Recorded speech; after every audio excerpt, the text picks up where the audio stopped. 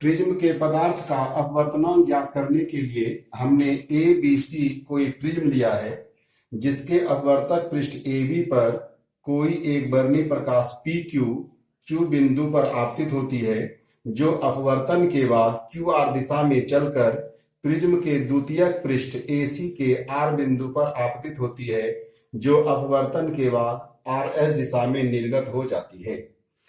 आपतन बिंदु Q एवं R पर FE तथा GE अभिलंब हैं। आपतित किरण A को आगे की ओर तथा आपतित निर्गत किरण SRS को पीछे की ओर बढ़ाने पर ये दोनों D बिंदु पर मिलती है। अतः परिभाषा से स्पष्ट है कि विचलन कोण HDR बराबर डेल्टा। मान लिया कि प्रथम पृष्ठ के लिए आपतन कोण I1 तथा अपवर्तन कोण R1 एवं द्वितीय पृष्ठ के लिए आपतन कोण R2 एवं निर्गमन कोण I2 है। चित्र से स्पष्ट है कि कोण PQF बराबर कोण DQE बराबर I1। ये दोनों कोण बराबर है क्योंकि ये दोनों कोण समूह कोण है। चूंकि कोण DQE दो कोण DQR एवं RQE का योगफल है, इसलिए DQE बराबर I1 बराबर DQR और RQE का मान मैंने यहां से रख दिया, RQE बराबर हो गया R1। इसलिए कोण DQR बराबर, इसको मैंने R1 को साइड चेंज कर दिया तो DQR बराबर हमें मिल गया I1 माइनस R1। इसी प्रकार द्वितीय पृष्ठ के लिए हम दिखा सकते हैं कि कोण DRQ बराबर I2 माइनस R2। अब चित्र में त्रिभुज DQR से विचलन कोण HDR बराबर DQR प्लस DRQ। HDR इस त्रिभुज का बहिर्कोण है और प्रमेय के अनुसार से बहिर्कोण का योगफल त्रिभुज के अंतर कोणों के योगफल के बराबर होता है। HDR विचलन कोण है, डेल्टा लिख दिया। DQR बराबर मैंने निकाला है I1 माइनस R1 प्लस है, प्लस दिया और DRQ का मान इधर से रख दिया I2 माइनस R2। डेल्टा बराबर I1 प्लस में था, ये यहां से प्लस आ गया, R1 माइनस R2 होता, मैंने इन दोनों से माइनस कॉमन किया तो R1 भी प्लस और R2 भी प्लस। मैंने इसको समीकरण 1 लिया। चित्र में चतुर्भुज AQER में दो कोण AQE एवं कोण ARE समकोण है। अतः इन दोनों कोणों का योगफल 180 डिग्री। इसलिए ये जो दो कोण है A और E का भी योगफल कितना डिग्री? 180 डिग्री। क्यों? कि त्रिभुज के सभी कोणों का योगफल 360 डिग्री। दो कोण समकोण होने के कारण ये दोनों कोण 180, इसलिए कोण A प्लस कोण E बराबर भी 180 डिग्री। इसे मैंने समीकरण 2 माना। त्रिभुज QER में त्रिभुज के तीनों कोणों का योगफल 180 डिग्री होता है, इसलिए कोण R1 कोण E जोड़ कोण R2, कोण R1 जोड़ कोण E जोड़ कोण R2 बराबर 180 डिग्री। यहां से मैंने कोण E का मान निकाला, R1 और R2 का साइड चेंज किया तो हमें मिल गया कोण E बराबर 180 माइनस कोण R1 प्लस कोण R2। अतः समीकरण 2 से मैंने समीकरण 2 को लिया और यहां पर कोण A प्लस E के जगह पर मैंने यहां से 180 माइनस कोण R1 प्लस कोण R2 रख दिया और समीकरण 2 बराबर दिया गया था 180 डिग्री। यहां से साइड चेंज होने के कारण 180 और 180 कट गया, ये माइनस गया उधर तो प्लस हो गया। हमें प्राप्त हो गया कोण A बराबर कोण R1 प्लस कोण R2।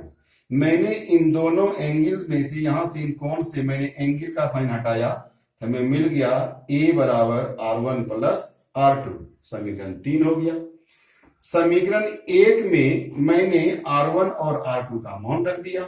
समीकरण 1 में से हमें तब मिल गया डेल्टा बराबर i1 plus i2 minus minus और r1 प्लस r2 का मान यहां से आ गया समीकरण a। i1 एवं r2 का मान हो गया यहां पर a। ये समीकरण 4 मान लिया। प्रिज्म के न्यूनतम विचलन की स्थिति में, अगर प्रिज्म न्यूनतम विचलन की स्थिति में होता है, प्रयोग से देखा गया है कि I1 बराबर I2 तथा R1 बराबर R2 और डेल्टा जो विचलन कोण है वह न्यूनतम दिखाया जाएगा, इसलिए न्यूनतम के लिए मैंने m का यूज किया और विचलन कोण डेल्टा बराबर हो गया डेल्टा m। अतः समीकरण 3 से, समीकरण 3 है यहाँ पर a बराबर R1 प्लस R2, तो a बराबर R1, चूंकि R1 बराबर R2 है इसलिए मैंने R2 के जगह पर भी R1 का यूज किया। इन दोनों का योगफल 2R1 और हमें प्राप्त हो गया R1 बराबर a बाय 2। समीकरण 4 से डेल्टा के जगह पर डेल्टा m, क्योंकि प्रिज्म न्यूनतम विचलन की स्थिति में है, I1 रख गया, I2 की जगह पर I1 रख दिया क्योंकि I1 बराबर I2 है, अब माइनस a रह गया।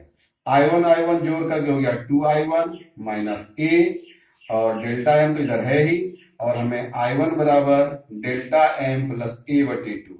यहां पर हमने क्या किया, डेल्टा m को रहने दिया, a को मैंने साइड चेंज कर दिया, माइनस के चलते डेल्टा m प्लस a हो गया और यहां से I1 का मान निकालने के लिए 2 से भाग। इस प्रकार हमें I1 बराबर मिल गया delta m plus a by 2।